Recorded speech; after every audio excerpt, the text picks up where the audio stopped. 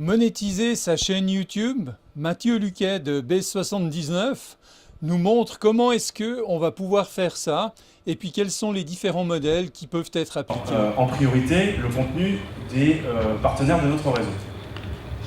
Donc on a développé en interne une régie avec des commerciaux qui sont en rapport directement avec les marques, les agences médias des différents marchés sur lesquels nous sommes installés, qui est en charge de commercialiser le contenu de nos partenaires. Alors, contenu essentiellement c'est pré-roll aujourd'hui, le modèle de monétisation numéro 1 sur YouTube. Pré-roll au CPM, c'est-à-dire on va réserver la chaîne avec un emplacement un peu plus premium, des prix un peu plus élevés, ou bien le format qu'on appelle TrueView sur YouTube, qui est le format skippable, je pense que tout le monde connaît. Et puis on y reviendra un petit peu plus tard pour rebondir sur la discussion sur les 4 premières secondes, qui est fort intéressant.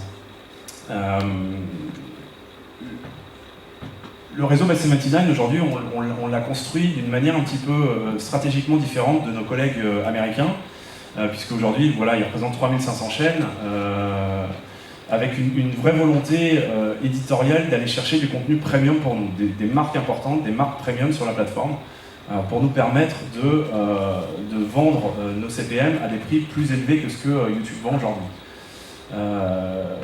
Donc ça peut paraître important, 3500 chaînes.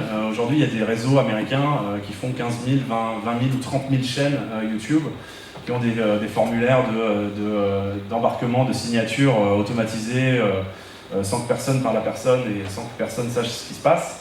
Nous, on a une approche un petit peu différente. On aime bien discuter avec nos partenaires, on aime bien les rencontrer, on aime bien comprendre leurs projets et identifier le potentiel premium de leurs projets en tout cas. D'où notre volonté de vendre des CPM plus élevés pour valoriser ce réseau premium. Et puis enfin, c'est le brand content et les talents youtubeurs, qui est un sujet qui est d'actualité chez nous, puis chez tous les players du marché aujourd'hui. Alors pourquoi le brand content ? Je dirais il y a deux raisons. Il y a une première raison qui est vraiment purement business aujourd'hui. Quand on vend du pré-roll sur YouTube, YouTube garde 45% aujourd'hui des revenus, il redistribue 55%, donc c'est une part importante.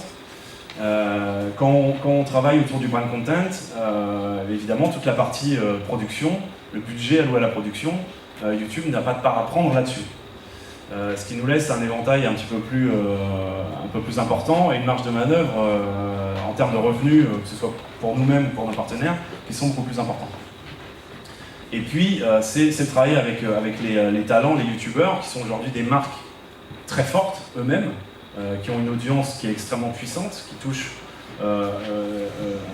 voilà, plusieurs millions de personnes, voire certains plusieurs dizaines de millions de personnes. Ces gens-là sont devenus des médias, des marques médias à part entière.